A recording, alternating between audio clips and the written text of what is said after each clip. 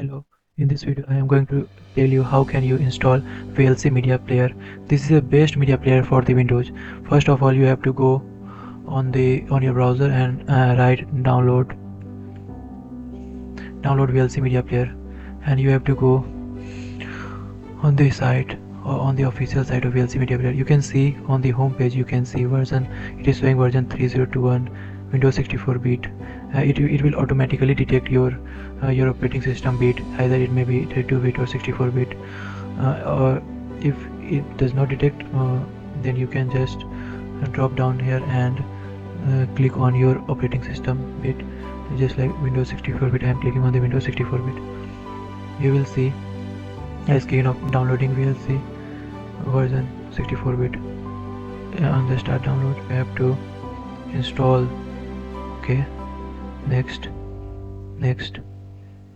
and you can see a startup menu plugin. You have to install. You can see your program is now installing, and in the field and click on the finish. Now